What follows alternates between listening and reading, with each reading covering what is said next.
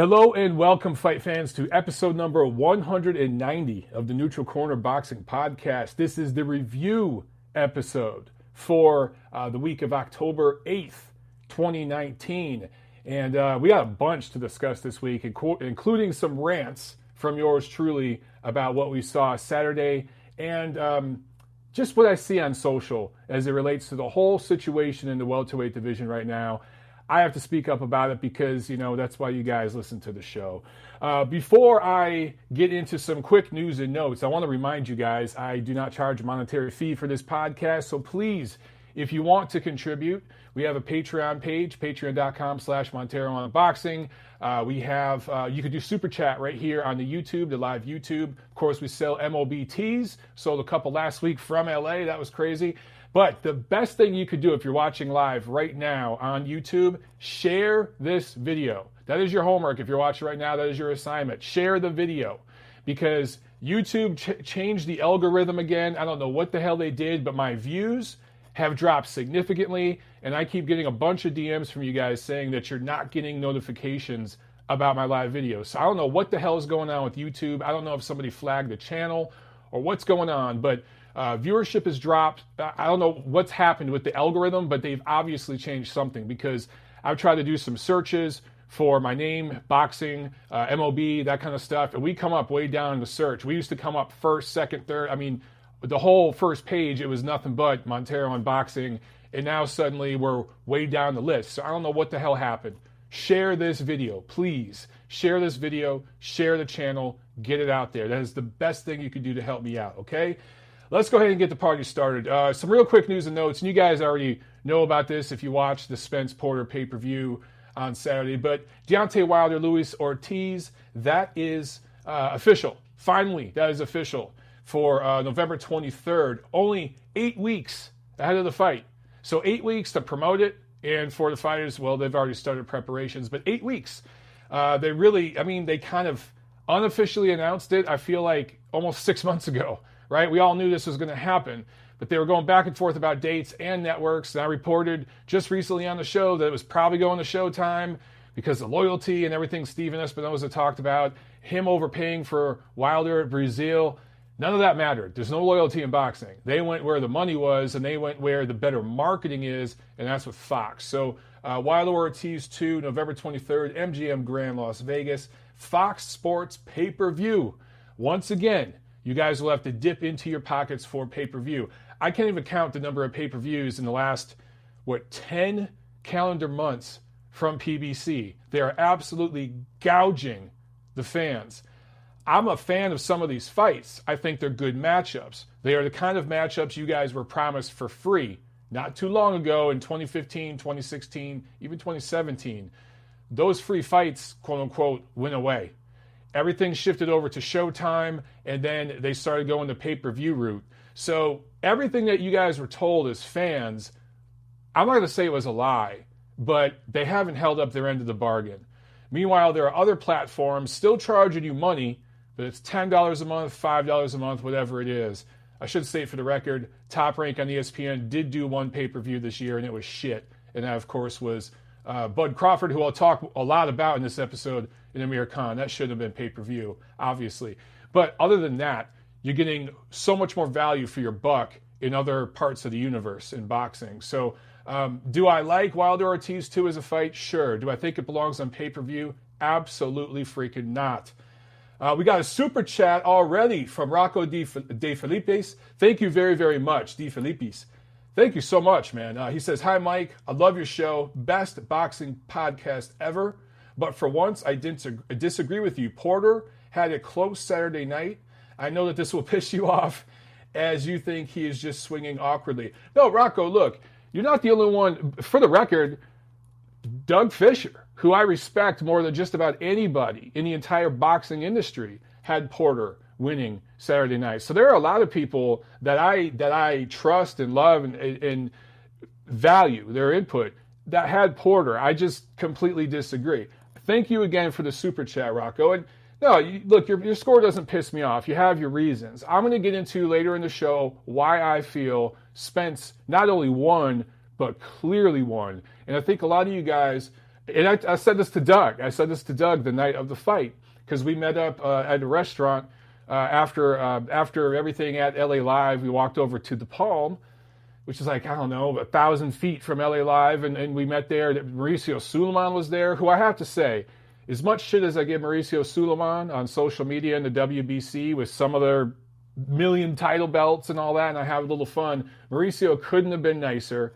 Was absolutely cool to me, and I got to say that meant a lot, because a lot of these guys that I criticize, I'll just say criticize, on social media are not so friendly when I meet them in person. But he couldn't have been cooler to me and some of my friends and family that I had with me. So anyway, but yes, Rocco, you're not the only one that had Porter ahead that, is reasonable with the way you guys score fights. I just disagree. Gail Falkenthal says, Mauricio Suleiman is truly a gentleman as a person, the real deal, very gracious guy. Yeah, he couldn't have been cooler. He couldn't have been nicer, and that made an impression on me. Am I still going to make fun of the franchise belt and the interim belt and the diamond belt and the money belt? Yep, I'm still going to make fun of it because I don't like it. But I do give the WBC credit, and you guys know this about me. I give them credit for the clean boxing program. We talked about that while we were there Saturday night. And I like their 7 and 30-day pre-fight check-in weigh-ins. So I like some of the things that WBC does. But anyway, I don't want to get into a tangent on the BC. Okay, let me get back to my notes here. Thank you once again for the super chat, Rocco. We will get into the score in a little bit, I promise you. Real quick, though, this isn't really news, but I thought it was interesting. So I did a poll, one of my world-famous polls on my Twitter, just, I think, 24 hours ago. I did it yesterday. I don't even think it's been 24 full hours. Over 2,000 of you voted. So clearly, this thing hit. It went viral. A lot of you responded, okay? Who is the best welterweight in the world, I asked. I said, not based on accomplishment. I said, based on head-to-head, if they fought today, all of them, who would be the last man standing? And 64% of you, again, it's not like 20 people voted, over 2,000 people voted. 64,000 of you said Crawford, Terrence Crawford. 23% of you said Errol Spence. 12% of you said Manny Pacquiao. Only 1% said other. So what does that tell us? It tells us that clearly most people feel Terrence Crawford, almost 2/3 of the boxing universe feels Terrence Crawford is the best welterweight in terms of head-to-head. In terms of who should be rated number one right now, that's Errol Spence, and I'll get into that later.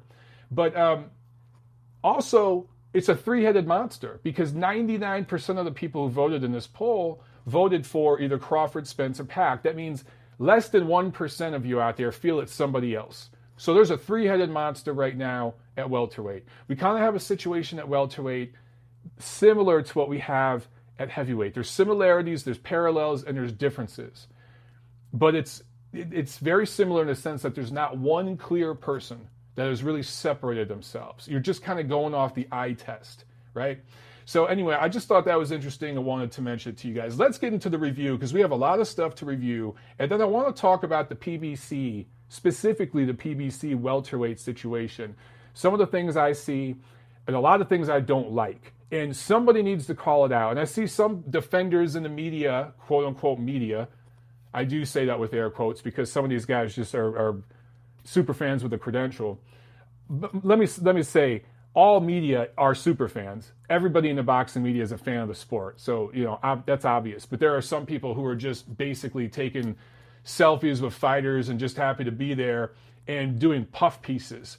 And every entity, every platform has them. But here in the United States boxing press, it does seem to be more prevalent with the PBC. And I'll get into that later on. So sit tight for that. Have a beer right now as we do the review. And we'll get into the heavy stuff later on in the show. Okay, Friday, September 27th. Royal Albert Hall, Kensington, London. ESPN Plus here in the US of A and BT Sport over in the UK. Daniel Dubois improves to 13-0, 12 knockouts, only 22 years old. Scores a TKO 1 win over Ghana native Ebenezer Tetes. This fight really didn't prove anything, but it kept Daniel Dubois busy, and it shows that he continues to improve on his craft. Punches are getting straighter. He is getting more fundamentally sound. He's getting better with his balance and his angles. It was not even 3 minutes of work, but you could see all that in this fight. So clearly. And look, I took shit for it. I took shit for it from a lot of, not just crazies on Twitter, but from some of my colleagues in the media. I swear for over a year now, I've been saying Daniel Dubois is my favorite heavyweight prospect. Now everyone seems to be catching up. Funny how that shit works.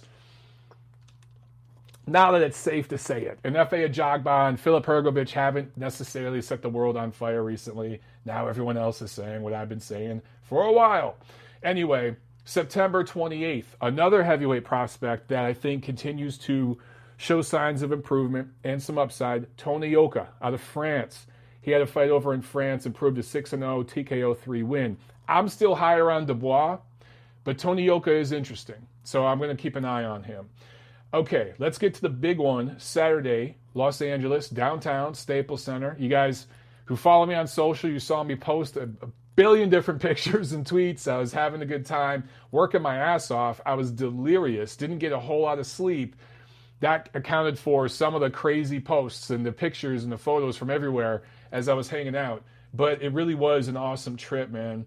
And I got another one coming right up. Going to be in Chicago soon for Usyk and Spung. So I'll see a lot of my Chicago peeps up there. Some of you guys from Chicago came to LA and actually saw my brother and didn't see me while you're in LA. I'll see you when I'm in Chicago. Okay, Staples Center. FS1, there was preliminary bouts. And the last preliminary bout, Robert Guerrero scores a unanimous decision win over Gerald Thomas of Texas. This was not a very good fight. It was close. It was very, very close. I shouldn't say close. It was competitive. It was competitive. Gerald Thomas, out of Kansas, had never fought outside of Kansas. Really, this was the fight of his life, and he gave a good performance. I thought he did pretty well in the early rounds, but toward the later rounds, class started to show. And even though Robert Guerrero is well past his best, he wants to keep going here. He retired after the loss to Omar Figueroa in 2017. He's 3-0 now since his comeback. Hasn't really set the world on fire. The fans were booing during the second half of this fight. So I don't really know what he's doing other than staying busy and having fun being in the ring. Anyway, then it was over to pay-per-view. And in the first pay-per-view fight, the fight that I thought would steal the show ended up being just a one-sided absolute ass-whooping. Josecito Lopez improves to 36-8, I believe, against KO 8 win against John Molina Jr., who is now 30-8, I believe, as a pro. So look, I did a lot of talking about this fight beforehand. You guys saw my interview with John Molina, my piece on Ring TV, just kind of previewing the fight and everything. Molina just didn't look good in this fight. I mean, right away, the first big overhand right from Lopez, who looked really, really sharp, he didn't absorb it well. It was kind of to the temple. It was. But Molina was down twice in the first round, once from a vicious body shot from Lopez. And I still don't know how the hell John Molina got up from that body shot. It was brutal, and it really reminded me of Arturo Gatti when he got up against Mickey Ward, one of those left hooks to the body. And people just couldn't believe Arturo Gatti was able to get up. I mean, I saw John Molina grimacing the same way when he went down that Arturo was in that fight, and grimacing as he got up, but just forcing and willing himself to get to his feet. The fans at Staples Center loved it. I mean, they cheered John Molina just for getting up. To get up from a body shot like that in the first round and fight all the way to the 8th round shows just what a tough motherfucker John Molina Jr. is. But he was dropped once again in the 7th round, and I don't know why the hell Molina's corner didn't stop the fight. I thought that was atrocious. They should have stopped that fight after the 5th or 6th round. Nobody would have minded. But they let him go out even in the 8th round. And the referee, Ray Corona, did his job, stopped the fight after, I think the 8th round started with Lopez landing just 3, 4, 5, 6 unanswered punches, and they stopped the fight. So, look, Josecito Lopez, he's been in some wars himself, but he started training recently with Robert Garcia. He looks rejuvenated. Now, some of that might be matchmaking. He fought a very rusty, coming off an injury, Keith Thurman earlier this year, and had moments, did very well in that fight. I thought he clearly lost, but he had moments. And then he just brutally beat down John Molina Jr., former title challenger himself. So Josecito Lopez looks pretty good, and you figure he's going to be back in the title mix for one of these PBC belts at some point. That just seems to be how this thing works. It's a round-robin tournament, which I'll talk more about in a minute here. Also, next up, Mario Barrios. This was the controversial decision of the night. Not the main event, this fight. Mario Barrios scores a unanimous decision. If any fight should have been a split decision, it was this. Over Batir Akhmedov, wins the vacant WBA super lightweight titles. Scores were 116-111, 115-111, 114-112. I can live with the 114-112 score. That's fine, because that's essentially scoring it even in terms of rounds and then the 2 knockdowns. Barrios did drop Akhmedov twice. Akhmedov was diving in kind of head first and just punches and bunches, looping him up. He was the shorter guy, not just in height, but also arm length. So he was kind of having to lean in, work his way in. Neither of these guys jabbed at all. There was barely any jabs thrown. It was all power punches. But if I look at overall jabs, Akhmedov did land 57 jabs to Barrios' 22, I believe. And he landed 181 power punches to Barrios' 113. Now, clearly, Barrios meant more because he dropped Akhmedov twice. But check this out. This was really a tale of two halves, this fight. In the second half of the fight, Akhmedov outlanded Barrios 164-58. That's not a typo. He outlanded him 164-58. So in terms of punches landed, which is what you're supposed to score, and I get it, guys, CompuBox isn't 100% accurate, but they've done studies, I've talked about this. They score within the 90th percentile. So there's a 10% variance, okay? It could be anywhere from 1 to 10% off. Even if this is 10% off, 2 different ways. 164-58 is pretty dominant. Akhmedov, I thought, swept the final rounds of the second half of the fight, except when he got dropped late. That mistake really cost him. And again, I agree with the 114-112 scorecard. Now, if you scored this for Akhmedov, I agree with that too. It could really kind of go either way. The most I feel you could give Barrios is 6 rounds. Really, that's the most you could give him. These other judges that gave him 8 rounds and 7 rounds, I think that's fair too kind to him. However, I remember telling everybody around me as we were watching that fight ringside, I was telling everyone, man, Akhmedov's got to win 9 rounds of this fight to get a draw. I mean, Barrios is the house fighter. PBC has invested a lot of money into him. They want to be able to go back to to Texas. He's from San Antonio. Spence is from Dallas. They've got the Charlos from Houston. They want to keep doing business down there. They got other fighters from Texas, and they want to put these guys on the same cards. They want to put Barrios on undercards and build him up to a point where they can make him a quote-unquote star and then go off and do main events with him. That is the plan there. You can see the plan unfolding. This is what they do. And he was going to get this decision, period. So Akhmedov, by the way, Akhmedov's team apparently will file a protest with the WBA. Now, will anything come of that? I don't know. It would be interesting if the WBA demanded a rematch. I'm curious how that would go. I'm curious which guy could do better in the rematch, because if you look at the momentum of this fight over the second half, what I just talked about in terms of punch numbers, Akhmedov clearly had the momentum going down the stretch and seemed to find some things down the stretch that Barrios just could not adjust to. Barrios being the bigger guy with more power, that kind of maybe bailed him out. It almost was reminiscent in some ways, of Wilder's fight with Tyson Fury, where those 2 knockdowns from Wilder kind of bailed him out because he was being outboxed. That's a little bit of what we saw here. Akhmedov wasn't necessarily outboxing Barrios, he was outworking him. So if you look at his face at the end of the fight, Barrios' face, he looked like the Fly. I mean, seriously, he looked really, really bad. So that told the story to me. Anyway, co-main. David Benavidez improves to 22-0, 19 knockouts, TKO 9 win over a very tough, brave Anthony Dirrell, who really did come in to try to win this fight. He wasn't laying down. I got to give him credit. I thought this was going to be over in 6-7 rounds. It went longer, especially with that nasty cut. So let's talk about, well, first, apparently these two guys each got $1 million purse. So they split $2 million for this fight. I don't know how the challenger gets just as much money as the titleist, but he was the A side here. I can tell you at Staples Center, David Benavidez, there was a lot of his fans in the house that traveled from Arizona.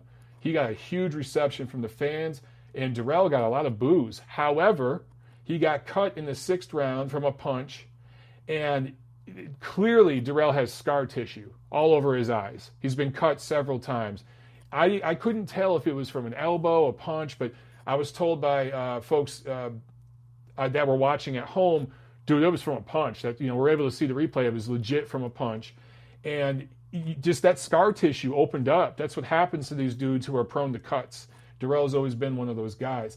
This cut was much worse than Tyson Fury's cut a few weeks back against Otto Wallin. Much worse.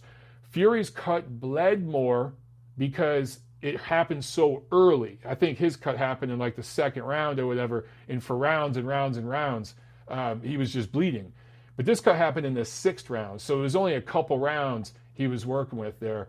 And so it didn't bleed as much, but if you look at where he was cut, it was bad. Falco Lombardi says Fury had 2 cuts, yes, but it was one big cut early on that caused all the drama. The other cut was smaller, and that came later on. So anyway, Dirrell deserves credit because he kept fighting. A lot of people thought he was just going to be a pushover in this fight. He really kept fighting, and he didn't expose Benavidez, but Benavidez's feet are slow. And one thing that I learned from watching this fight, we already kind of knew this, but it was just substantiated a little bit more in this fight. Guys who can move and box are going to give David Benavidez problems. He is quite one-dimensional. He's huge for that division, and as long as he can make 168, he's going to have a chance to really give anybody, obviously everybody, problems. He's going to have the ability to overpower a lot of guys, and that's really what he did to Dirrell. But against a young guy who can move and crack just enough to get respect, a guy like Caleb Plant, I don't know if Benavidez is going to be as effective. Against a tall, long guy that has a super, super long straight jab in Callum Smith, I don't know how effective he's going to be against him. So David Benavidez, right now, you want to rate him number 1? I don't know. I think Callum Smith should be rated number 1. In fact, I think we have him as champ at the ring because he went through the tournament. But I don't know how Benavidez is going to do against those guys.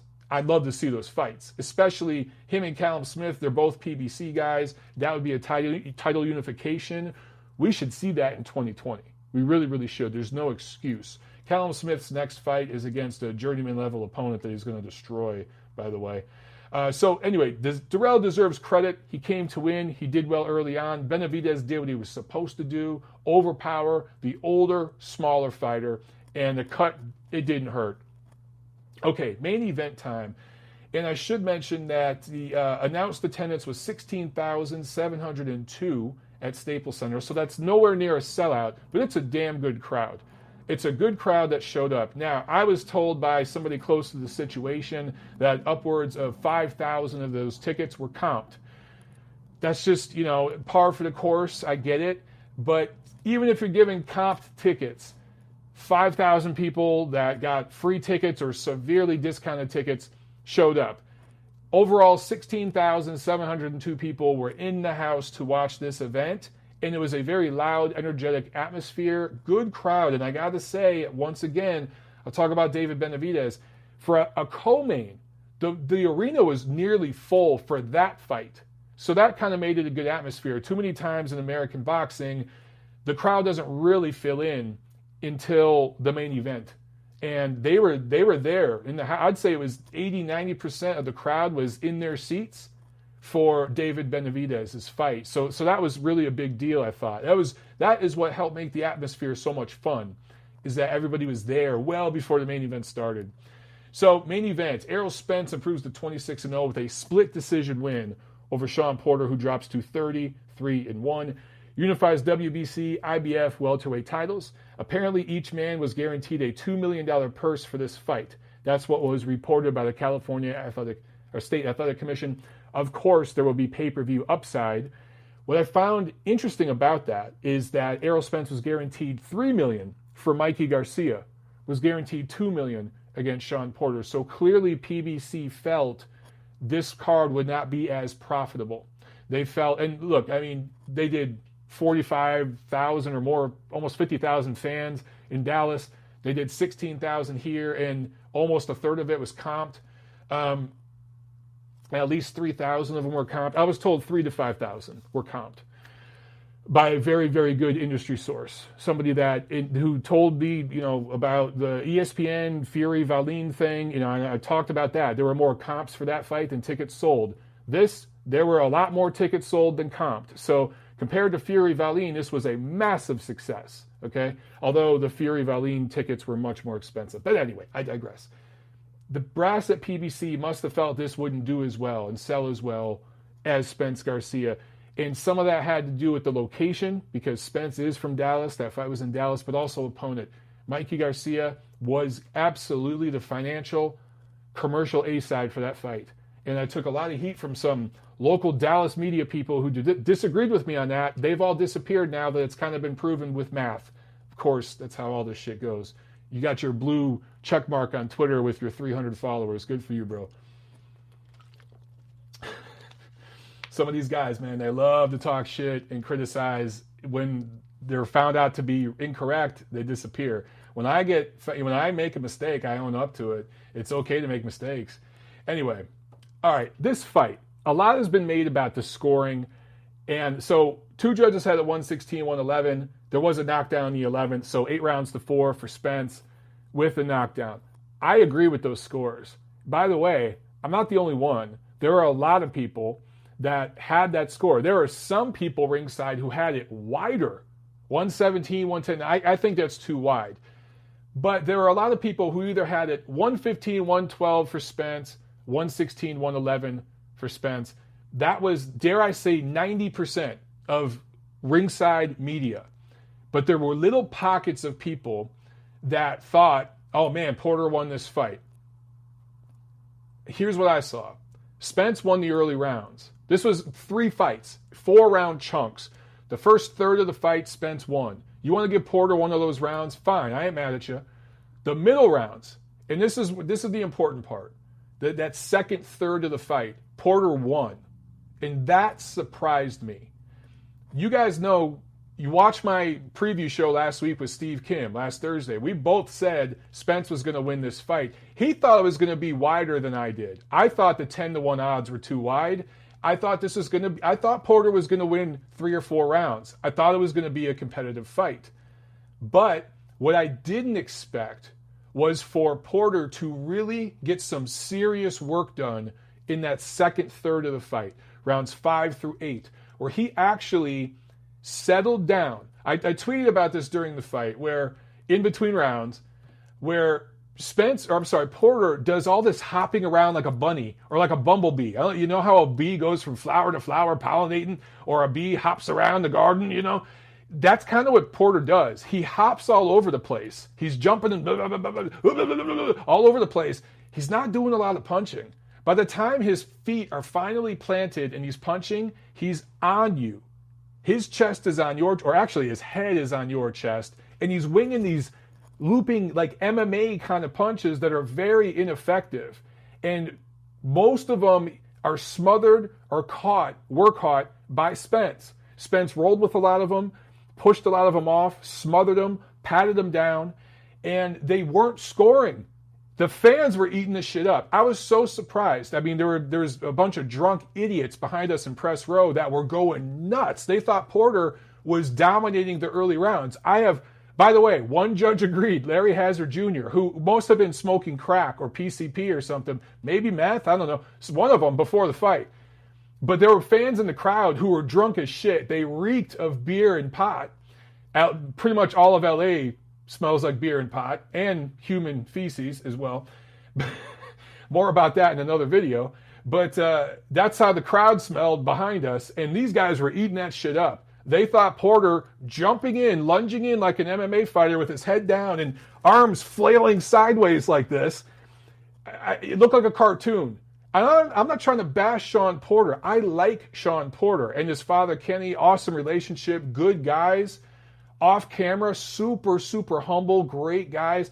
They play some stuff up on camera to help sell fights, and he did a wonderful job marketing this fight. But him getting in there and doing that stuff early on, it wasn't scoring. It wasn't scoring. Second, third of the fight, he started to score. Why? Because he actually stopped hopping around like a fucking bunny. He planted his feet, moved forward, controlled movements, whether he was going forward or he gave angles. He was doing some nice little pivots in those middle rounds, getting real usable angles on Spence and hitting him clean with shots that snapped Spence's head back. And even when he wasn't punching, his movements were pushing Spence and keeping Spence on his back foot. So I thought he really won the second third of the fight. I did not expect that. I expected him to get around here and there and make a push late and end up having 3-4 rounds. I thought you could almost give him 3 of those 4 rounds from 5 to 8. He really, really did a good job in that section to catch up. At that point, going into the final third of the fight, it was close. It was up for grabs. I had Spence winning by maybe a round or so. Spence made an adjustment late, and he deserves credit for this because I haven't heard anybody talk about this. Spence, it's boggling my mind that people couldn't see this. People that should know better. He made an adjustment late. He was able to get range once again. Porter closed the range in those middle rounds. Spence reestablished it later on. He made an adjustment, and some of the body work that he had done early on that he wasn't getting credit for, which, by the way, I do have to say a lot of those punches were low. I'll go ahead and say that. Referee Jack Reese did not catch some of those low blows from Errol Spence. They were effective later on. Porter had clearly slowed down, but Spence had reestablished his range and was able to land those straight punches that mattered. If you look at who made the fight, who pressed the action, who made it exciting, who was, I guess, moving with, I don't know what words to use, explosiveness, bursts, that was Porter. Porter was lunging in, and it looked exciting. To me, it reminded me of the way MMA is marketed. And I'm not trying to say that to bash MMA. I get it. It's what makes those fights exciting for people. But him lunging in there and doing all that wasn't always being very effective. And Spence, down the stretch, some of the early work he had put in and some of the work in between Porter's really good work in the middle rounds that he was getting in those body punches, which did include low blows, paid off in the last third of the fight, where I thought he completely swept the championship rounds. Obviously, he dropped Porter late and had him hurt. I thought that at the end of the fight, Spence looked very good and fresh, and Porter looked weathered. Porter's skin doesn't swell, he doesn't cut, but he looked a little weathered just from body language. And I thought that Spence clearly won this fight.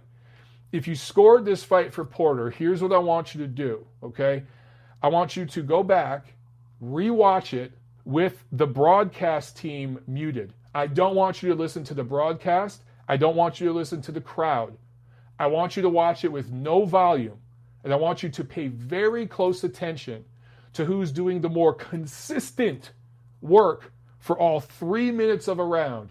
And who's setting things up, who's setting traps, who's building a script. That was Errol Spence, not Shawn Porter. And again, I like Shawn Porter, and he did well. He did about as well as, maybe slightly better than I expected. Maybe slightly better, but not. Some people were blown away with how well he did. I wasn't. Not at all. I expected him. What did I say weeks before? Listen to my radio previews on various radio shows talking about this fight. I said that Porter was going to be the toughest test of Errol Spence's career. And some people thought, oh, you're crazy. He just fought Mikey Garcia, this pound for pound great fight. Well, Shawn Porter had more success in one round. I can't remember which round. There was a round, it was 5, 6, 7, that he won pretty big. And he didn't hurt, but he got Spence's attention a couple times. He had more success in that one round than Mikey Garcia did in 12 rounds. Think about that, okay?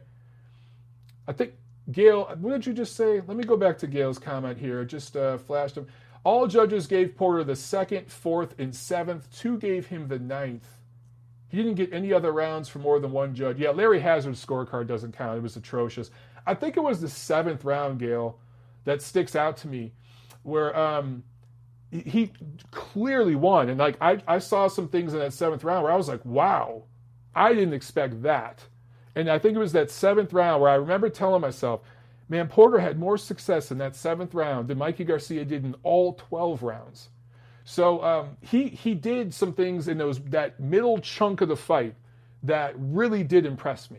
He deserves credit for it. And he's the reason that fight was exciting. Chuck Hook is asking, could the 7th round have been a 10-8? No, it was nowhere near a 10-8 round, Chuck Hook, but it was a very clear 10-9 round. Spence wasn't hurt. At any point in the fight, Spence was never hurt. He was moved a couple times, and Porter got his attention, but he was never hurt. That's the difference. And by the way, and I'll talk more about this in a second, but Spence's power, can we say now it's a little overrated? He's not the only fighter in the world with overrated power. But people were talking like he's this one-hitter quitter kind of guy because he was drilling guys like Leonard Bundu, okay? Against the top 10 welterweights, who is he drilled? Who is he destroyed? You could talk about Kell Brook, but remember, Kell Brook was coming off of facial reconstructive surgery and coming down 2 weight divisions. So I kind of don't want to hear about that. There's no elite, or I won't say elite, just top 10 welterweight that Errol Spence has ever, boom, one-hitter quittered. Never. He's not that kind of puncher. He's going to get you more with volume, and he's going to get you by setting it up. That's how he punches. And Porter's never been a good puncher because he smothers his work. Porter's never going to really hurt you. Had Porter landed some of those punches with full extension on Spence, maybe he could have hurt him. But then again, if he threw him from full extension, Spence would have had more time to react and slip him. I think why some of those punches did land is because he does dive in from such awkward angles. Okay, what else about this fight can I mention before I get into the PBC rant? Okay, one of you guys was questioning me on Twitter and on Facebook about press row tweeting during fights. And does that affect some of their ability to properly score a fight? Because we see increasingly guys on press row putting out really shitty scorecards. You know, there are a lot of guys tweeting on press row during the fight. I watch and I see that. For some of the guys, particularly guys who are maybe 60 or older, I don't know if it's the best thing for them to do because they're holding their phone like this and typing like this, okay? You know, one letter at a time as they tweet. Now, a guy like me, what you guys, and a lot of people on press row, what you guys don't know is, you know, you get good at typing with your laptop. And as I look right here into my camera, as I talk to you guys, I can type out 60, 70 words a minute while I'm talking to you guys, and I can type out a conversation on my computer. You get good at multitasking and typing without looking at the screen. So when I tweet during a fight, number one, I do it between rounds, but during the round, I might write a note or two. And I also do that when I'm covering Deadline and I'm posting an article on a site, whether it's Ring or Boxing News 24 or Boxing Monthly, wherever it is. If I'm covering Deadline for that fight, during the round, I'm writing notes. I'm saying, oh, so-and-so landed a big left hook about halfway into the 6th round. That changed the pace of the fight. You know, I'm writing a note during the round, but I'm doing it without looking at my computer screen. I'm looking in the ring and observing everything as I write that. So for me, and that's how a lot of guys do it, guys who can do that, women, I shouldn't say, when I say guys, I don't just mean men, I mean men and women. Just had to get that out there in this crazy political environment we live in these days. Some guys can do it that way. I'm one of them, okay? I've learned how to do that. And a lot of the younger guys, some of the older guys can do it that way. I do see some people ringside, though, who are looking at their phone the entire fucking round. They're playing on their phone. Or they're yapping to the person to the right or to the left of them. Or they're drinking a beer, which you should never be doing ringside. Or they're cheering a fight. They're like, oh, come on, dude, use the jab. Come on, baby, use the jab. Dude, your press, shut up. Shut up and just, comment on the fight that you're seeing. So I do see a lot of that stuff ringside. And yes, I do think that affects people's ability to score a fight properly. But most of us have learned how to, see what's going on in the ring and without looking, do a no-look type, whether it's, a tweet or just notes for our article later on the laptop. And that's okay. All right? Did I see it? Is Levante early on here? Levante, what's up, my man? Dude, you look great. I watched from my hotel. You look great last week, man. So congrats on the title that you won. By the way, I know the president of the NBA, and I didn't even realize I did. I'm friends with him. So we chatted a little bit about you offline, man. More to come. I will be up in Charlotte next weekend. My sister's getting married. So maybe next Saturday morning, Tiff and I will come there in the gym and check you guys out. I'll let you guys know. We'll chat offline, brother. But you look great. Congrats last weekend, man. And by the way, I chatted with some folks about you. So we'll talk when I see you up there next week. All right. Okay, let's see. What else here? Okay, what's next for Errol Spence? So for Shawn Porter, look, great effort. Did everything he was supposed to do. Did just enough to lose and make it exciting. And Errol Spence moves on. He's the brand. I was told by somebody very close to the situation, very, very close to the situation, that the plan for 2020 is this. You're going to get Danny Garcia versus Errol Spence. Why? I don't know. Danny Garcia literally just got beat by the guy Errol Spence just beat. Danny Garcia lost to Shawn Porter. Errol Spence just beat Shawn Porter. Now he's going to fight Danny Garcia. Here's what's crazy, guys. Danny Garcia is going to take Errol Spence the distance in a fairly interesting, fairly exciting fight. More on that in a second. Also, you're going to get Manny Pacquiao versus Mikey Garcia next year. I like that fight better, but Manny's going to want to fight at 147. Mikey's been saying he wants to kind of go maybe down to 140. Nope, he's going to stay at 147. By the way, those are probably both going to be pay-per-views. So this pay-per-view thing at PBC is going to continue. The first half of next year, you're going to get Spence, Danny Garcia, you're going to get Pacquiao, Mikey Garcia. And then you know what you're going to get later next year? Errol Spence and Manny Pacquiao. That's what you're going to get next year. Yeah, so I talked about the smaller purse for this fight. Okay, I talked about all that stuff. I'm just looking at my notes here. Let's get into this rant about PBC and the welterweight situation. And then I'll get back to the chat, and we'll have some Q&A time, all right? Jack Alter asks, what if Garcia beats Spence? He won't, but if he does, it's still all in-house, but he's not going to beat Spence. He's going to do exactly what all these guys do. Have you not seen the pattern yet, ladies and gentlemen? Have you not seen the pattern? Let's just go ahead and get into this rant. All of these PBC welterweight fights, going back to 2015 when PBC started, what was it? Thurman and Robert Guerrero, I think? I can't remember. It might have been Thurman Guerrero. But Keith Thurman, Danny Garcia, Shawn Porter, Robert Guerrero. Now you can add in Manny Pacquiao, Errol Spence, Mikey Garcia. We could throw Josecito Lopez has been in the mix. Before that, it was Andre Berto. What have you noticed about almost all of these fights? They're all close, competitive, go the distance. They're almost always a split decision. You rarely get a unanimous decision. Almost always. One judge has it the other way. Have you not noticed that pattern? It's a majority decision, a split decision.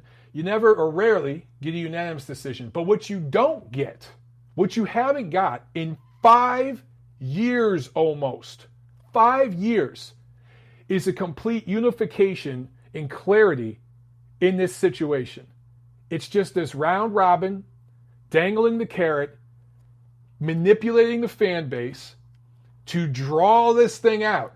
In the fights that you were promised for free in 2015, you got a couple of them. Keith Thurman, Danny Garcia was a very good welterweight matchup at that time. And that was on free TV. And that was like, wow, PBC delivered here. This is a fight that they promised. I think you had to wait over 2 years for that. I want to say that was in 2017. Correct me if I'm wrong.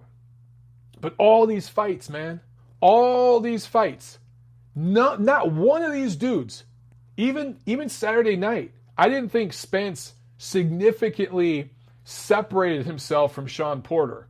It was a competitive, I thought he won 7 or 8 rounds, but it was competitive. It's not as if he won 10 rounds to 2. He didn't separate himself. None of these guys have.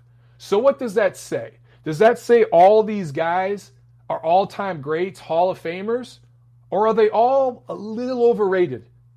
Are they all possibly just a little overrated and not one of them is truly levels above the rest, levels above the field?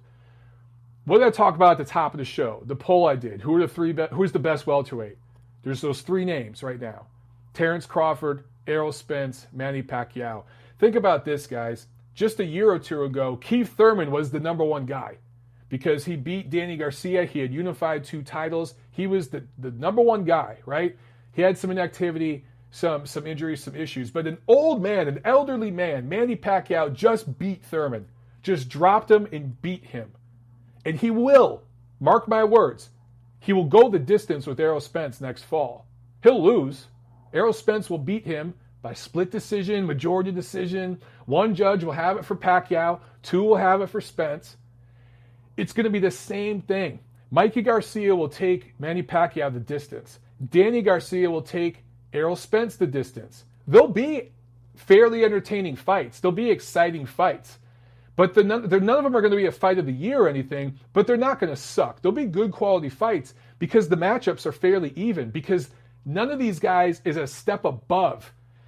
An elderly Pacquiao is hanging with these dudes and beating a lot of them. What does that tell you? This was the guy who lost to Floyd Mayweather 4 years ago in 2015. A prime Manny Pacquiao would destroy Keith Thurman. He would beat Errol Spence. He would destroy these guys. So would Floyd. His styles make fights. They'd go the distance with Floyd, but Floyd would dominate. These guys are just not on that level. They're just not. I'm not saying that to say that they're bad fighters. They're just not on that level. Terrence Crawford probably is on that level. Some of that is eye test because he hasn't fought anybody at welterweight yet. But there's a reason they're not mentioning the guy's name. There is more money in a Terrence Crawford fight.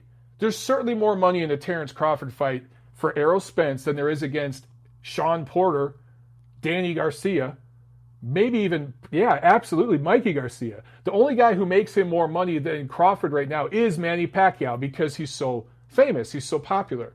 So I understand why they're building to that fight. And I don't blame PBC for doing that. It makes sense. It's smart business. Just tell the truth. Market it better. Include Terrence Crawford in your graphics. I just saw earlier today, PBC tweeted, who do you want to see Errol Spence fight next? And it was a picture of him and then pictures of a few other guys. And it was Manny Pacquiao and I can't remember who the other fighters were. Of course, Terrence Crawford's picture wasn't on the graphic. This is almost like when they said, they had a tweet months ago where they said, who's the best super middleweight in the world? And it had like Caleb Plant, Andre Dirrell, and then other. They didn't list Callum Smith. They didn't list Gilberto Ramirez. So it was like 70, 80% said other. They got trolled on their own poll. And now, just last week they tweeted, after this, Errol Spence says he wants the fight the whole world wants. He wants Manny Pacquiao. There was a tweet from PBC, and I just looked at the comments, and there was a bunch of people saying, what about Terrence Crawford, right? And just this tweet I just talked about a second ago, who do you want to see him fight next? Everyone's saying Terrence Crawford. Their PR is so poor with this thing. They could spin it in a much more positive way where they wouldn't look so bad, and they could just say, hey, we want to build to the Terrence Crawford fight. Kind of the way they're doing with the rematch between Deontay Wilder and Tyson Fury, where there's almost kind of a silent partnership behind the scenes between Fox and ESPN, PBC and Top Rank. They're building to that rematch. So you're getting all these shit fights in between. Well, I actually kind of like the Wilder-Ortiz rematch. Fury's doing shit fights, but it's building to something, right? You actually are getting that slow build. You're not getting that in the welterweight division, and I can't understand it. Why is it okay to go after Fury but not Crawford if you don't fear something? Clearly, there's a difference in these two situations. They're cool with going after Fury. They see something there. They know what I know, and a lot of you guys think, no, Wilder's going to beat Fury in the rematch. He's probably going to knock him out. They see that. That's why they're building toward that. But they see something in Terence Crawford that they don't like. And that's why they're pretending he doesn't even exist. They don't even mention him in their graphics when they talk about the best welterweights in the world. They don't mention him. They don't mention him in their broadcasts. They're trying to pretend the WBO title don't exist. Meanwhile, Terence Crawford is rated number 1 or number 2 on just about every single boxing media platform on earth. And they're trying to pretend he doesn't exist. All right, Boxing Lawyer says he was on the PBC graphics this weekend. Well, I didn't see the broadcast, so if you're not lying, good for them. But that would be the first time in ages they've shown him. And I can tell you from their tweets earlier today, they weren't including him. So that, my friend, is a double standard. They need to include him on their tweets and polls and everything else. Oh, we got a super chat pledge from Harrison Property. Thank you so much. He says, Leonard Ellerby's delusional rantings about Tank Davis are borderline insane. Please sometime soon interview Leonard Ellerby and challenge him on Tank's legitimacy. Maybe I'll do that. I think Leonard knows what he's doing and he plays it up on social. But you know what? If I can get Leonard to do like a Google chat or something, sure, we can make that happen. Why not? Thank you very much, man, for the super chat. And I agree with you. I mean, look, I should state this, man. All promoters do it. All publicists do it. They all do it. It's their job. If you're a publicist or a promoter, you're supposed to exaggerate your fighter's legacy and what they've accomplished. That's what you're doing. You're promoting your fighter. You are a promoter. So I understand it. So I get why Leonard Ellerby does it. I get why all these guys do it. Grandpa Bob does it with the whole lineal thing with Tyson Fury that I've been bitching and ranting about. But this thing at PBC with their welterweights, guys, I keep hearing, well, all promoters do this. All promoters delay the big matchups and try to get their fighters soft touches and try to delay the big money fights and build it up. Yes, that's true. But look at the World Boxing Super Series, which works with several different promoters around the world. Dude, in a year, they completely unified the cruiserweight division. And what I talked about before about a fighter separating themselves. When Alexander Usyk fought in the World Boxing Super Series tournament last year, he separated himself. He so clearly was better than the field, man. What did Terence Crawford do at 140 pounds? That was ESPN, by the way, completely unified the 140-pound division in what, a year? And Terence Crawford whooped everyone's ass. He absolutely separated himself from the pack. Now, was that division as strong as the welterweight division is right now? No. But was it that much weaker? No. Maybe the welterweight division's a little better, but it's not like it's levels above. Also, Top Rank is about to unify the entire lightweight division. In what, a year? Since Mikey Garcia / PBC got out of the lightweight division, look what Top Rank did with it. Lomachenko has 3 of the titles. Next year, early, I think February, around the Super Bowl, we're going to get complete unification at lightweight. We're about to see Artur Beterbiev and Alexander Vazdik unify light heavyweight titles. 140, Top Rank worked with, I want to say it was Matchroom, was Maurice Hooker's promoter. Jose Carlos Ramirez fought Maurice Hooker, unified titles there at 140. Once Prograis and Taylor fight the World Boxing Super Series and unify their titles, don't be surprised if next year the winner between Taylor and Prograis fights Jose Carlos Ramirez and you once again get complete unification at 140. Other promoters are unifying titles and clearing up divisions. Maybe not all 4 titles, but you're getting a number 1 versus number 2, a number 1 versus number 3. You're getting clarity in these other divisions. Meanwhile, you're getting it, is it stretched out over 2 years, maybe a year and a half, 2.5 years? Fine. Over at PBC, they've owned the welterweight division for 5 years, and you still don't have clarity. The top guy, the fighter many see as the top guy, can't get a fight with even their B-level dudes. Bob Arum and Top Rank have made offers to Danny Garcia multiple times. He's told not to go that route. They want to put him in a pay-per-view fight against Errol Spence. There is a different game being played over there. I understand why they're doing it, but I'm just telling you guys logically why it's happening. No one else is talking about it. No one else is talking. And when some of us do talk about it, everything I'm saying here is objective. Nothing I'm saying is hating. We get called haters. I saw some tweet from one of the PBC journalists this weekend saying, oh, they're moving the goalpost. Now a win over Shawn Porter isn't enough. Now they're going to complain about Errol Spence fighting Danny Garcia. Dude, nobody wants to see that fight. It doesn't prove shit. It's a good quality fight. I'm not going to say it's a shitty fight. Danny Garcia is a top 10 welterweight, but it's not the fight people want. It's not clarifying things at welterweight. We know Errol Spence is going to beat Danny Garcia.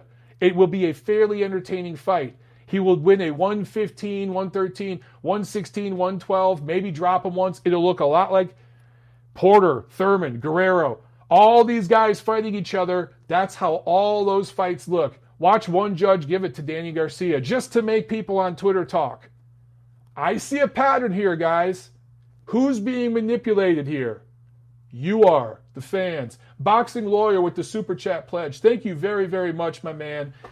He says, Heyman put 4 guys into the World Boxing Super Series. Arum has not put any fighters in. You are absolutely correct about that.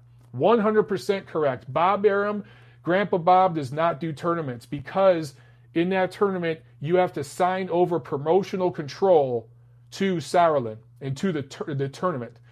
So you are involved, but you do not make any decisions. You basically sign your fighter over briefly to the tournament, and Bob Arum doesn't do contracts like that. Keep in mind, Al Heyman's technically not a promoter, so he can still have control over his fighter as an advisor and put a fighter in that tournament. It's a very different deal. Also, Uncle Al didn't put any of his A-lister fighters in those tournaments. He put his B and C level fighters in those tournaments and took a chance. He hasn't put any of his stars in those tournaments. So, Boxing Lawyer, it is a good comment, and I agree.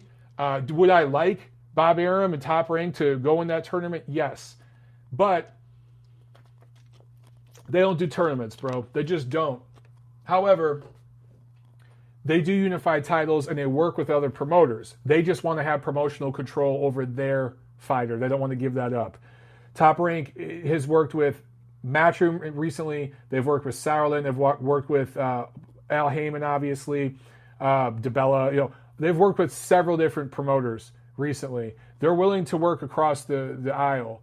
So the one company that tends to do that the least does seem to be PBC. When they do work across the aisle, it's those B-level guys. It's those guys who aren't their top-level dudes. They try to keep that in-house. They're not the only promoter that does it. Absolutely not. They all freaking do it. They just seem to do it more. In this whole welterweight division, guys, I'm looking here. Okay, here's another thing. PBC has unified the welterweight titles twice. Go back to 2017 when Thurman beat Danny Garcia. Keith won let's look at the titles these guys unified. Keith won an interim title against Leonard Bundu. Leonard Bundu, a few defenses of the title when he got bumped up to full champ. Danny Garcia won a vacant title against Robert Guerrero, there's that name again, had one defense against Samuel Vargas. So it's not like these guys had fought a murderer's row of opposition before they unified titles. It was a similar situation this Saturday. Errol Spence's title, I think, was legit. He beat Kell Brook, and then he's had several defenses. I think he's a legit welterweight title holder. But Shawn Porter won, once again, vacant title. It's always the BC that leaves vacant titles open for Uncle Al fighters. Shawn Porter, vacant title against Danny Garcia. There's that name again. Round and round this thing goes. And now Danny Garcia is about to fight Spence for the unified title. Even though he just lost, he somehow deserves a... By the way, Mikey Garcia just lost. They're both about to get pay-per-view main event paydays. Try to explain that shit to me. And then Shawn Porter had one defense against Yordanis Ugas, who many felt beat him. So So he won a vacant title and then defended it once in a fight that many people felt he lost, and then came in and fought Spence. And now the guy he beat for the vacant title is about to fight Spence. Guys, can you not see the game that is being played here? Again, I don't blame PBC. I just don't like that the way that they're trying to slip some of this shit under the radar, and they have folks in the quote-unquote media, guys with a credential, that are basically friends who do puff pieces, who don't ask hard questions. And I'm going to get accused of doing the same thing. You don't ask hard questions about Top Rank. Really? I was the guy last week tweeting that Tyson Fury's fight with Otto Wallin had more comps than tickets sold. Guess who got nasty grams on Twitter from people at Top Rank? I got, Mike, Jesus, come on, man. I talk shit about all the platforms when they deserve it, okay? PBC deserves a hell of a lot of shit for this. The only difference is there are people in the media that try to make this political. They try to make it about demographics or this, that, the other. It has nothing to do with that. It has to do with fans being manipulated, sold a bag of bullshit. You want to put this stuff on free TV like you promised everybody? Cool. You want to charge $5 a month on an app or something? Cool. But you're charging $80 a pop for these. And these are predictable fights where we know the outcome. It's going to be the same type of fight. I'm telling you right now, Danny Garcia takes Errol Spence the distance, unless there's some kind of freak knockout. Mikey Garcia takes Manny Pacquiao the distance. And then Manny Pacquiao is going to take Errol Spence the distance. I'm telling you. And then what is Errol Spence going to do after all that? He's going to move up to 154. That's what's going to happen. Guys, I'm going to take so much shit on social media for the next 15 to 18 months for saying this shit. I'm the only one in the media doing it. And all this shit's going to happen. All this is going to play out. And all you motherfuckers dissing me are going to disappear 18 months from now. Timestamp this shit, bitches. 2021, come back and look at this video. What else? I got some more notes here. I want to make sure I got everything on here. I mentioned Top Rank unifying 135, 140. Their unifying title is at 175. The World Boxing Super Series completely unified cruiserweight last year. They clarified things at super middleweight. They're getting you a unified champion, a lineal champion at super lightweight when Prograis and Taylor fight. Bantamweight, you're getting clarity at bantamweight. There are other platforms. So obviously, Top Rank is on ESPN, World Boxing Super Series on DAZN. On other platforms where you're paying, $80 for a pay-per-view. Spence Porter went exactly the way I told you it would. Not exactly. Very much the way I told you it would. You could have saved $80 and bought a year of ESPN Plus. You could have bought almost a year of DAZN. And then you're getting all those other unifications and clarity in all these other divisions. I don't know how much clearer this shit can be to you guys, but yet, nothing I'm saying is hateful. None of my rhetoric is hateful or double stand. There's none of that going on here, but that's what people are going to spin it as in media. And that's the kind of shit that drives me nuts. Harrison Property with another super chat. He says, Mike, your face is turning red. Thank you for the super chat. I actually turned off the AC right before I went live because I didn't want the fan is like right here by the window. I didn't want the fan blowing into the microphone. So it's getting hot in here. And I'm getting hot in here ranting about this shit. All right, let's do some Q&A and then we'll drop off, guys. We've been going here for over an hour. Muscle Memory says, does David Avanesian stopping Kerman Laharaga in the first round this past weekend in Spain earn him a top 10 welterweight nod? Certainly makes that Mean Machine 2018 TKO look better. I agree with you. That was a good performance, and I forgot to mention that David Avanesian did fight this weekend, had a good quality win. He's right there on the top 10, dude. Let me pull up the top 10 ratings right now, since you're asking me that question, because I was actually looking at this earlier. He might be knocking on the door. Let's see, welterweight top 10 ratings. Right now, dude. Right now, he's still just outside of it because you've got Errol Spence, Terrence Crawford, Pacquiao, Thurman, Porter, Danny Garcia, Ugas. Egidijus Kavaliauskas, the Mean Machine. Sergey Lipinets had a good win earlier this year in a Fight of the Year candidate. He deserves to be in the top 10. And then I think the IBF mandatory out of Uzbekistan, Kudryatilo Abdukakarov. So he's deserves that 10th spot right now, more so than Avanesian, but he's right there, dude. Knocking on the door. Good question. John Gary Navida says 168 has Plant, Benavidez, Smith, and Saunders. Yes. Plant and Benavidez should fight. If you're PBC and you got two of the top guys, have them fight. Have them fight and solidify a unified champion there. Callum Smith is seen right now as the lineal champ, the top dog, because he went through the World Boxing Super Series tournament.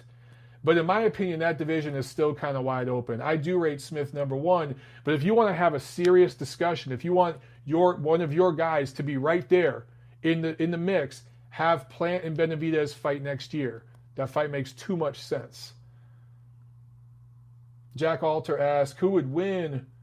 I lost your question, man. The chat's updating so quick. Who would win Crawford versus Spence and how? Right now, Terrence Crawford beats Errol Spence by decision. Do I think he knocks him out or anything? No. It's possible because he would shoot the shots from long range, and he'd get more leverage on them. He'd also switch southpaw and do it effectively.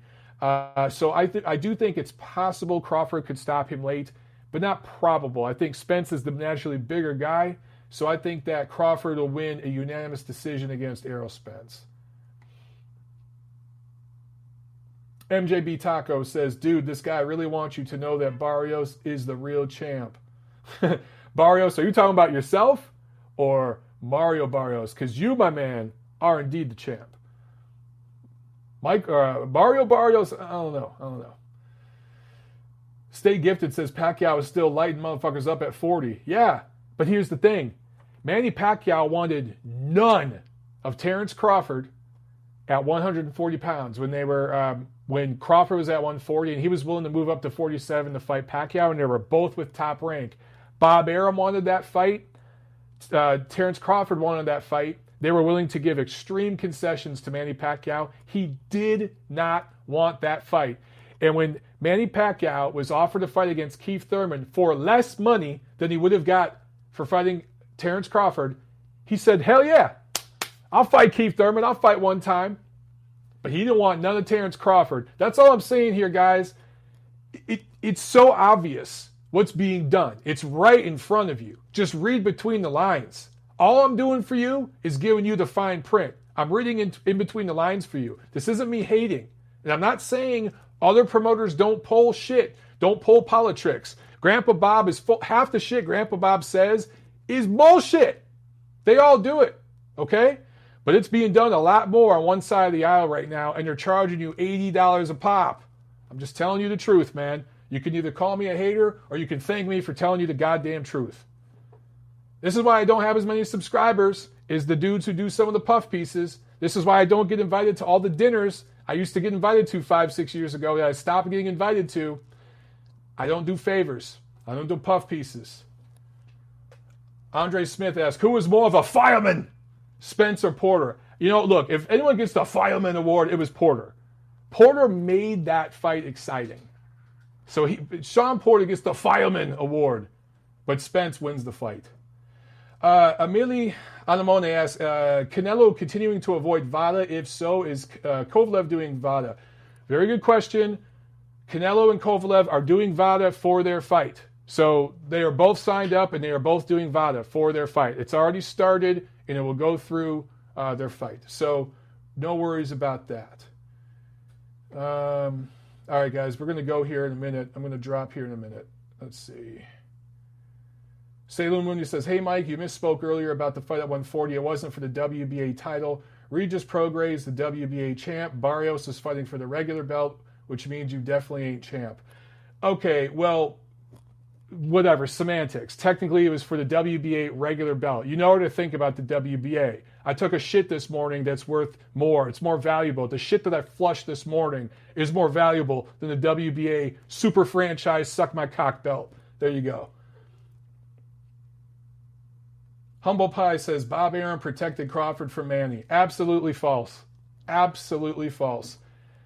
Crawford wanted to fight. Grandpa Bob wanted to fight. Manny Pacquiao and his advisor at that time did not want that fight. It was Manny Pacquiao who avoided Terrence Crawford, not the other way around. I don't care what the LDBC tells you. All right, guys, on that note, we're going to leave it here. We've been going for over 70 minutes, and I need to turn the AC back on. We be AIDS. I got to go on that one right there.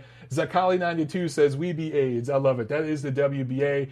MJB Taco says, ready for Usyk. Hell yeah, brother. I'll see you in Chicago, my man. That's going to be a lot of fun. All right, guys. I hope you enjoyed the episode. I got a lot of ranting out today. I think it was fun. We'll do it again Thursday, and I'll be back in Atlanta for that one. All right, I'll see you at the fights.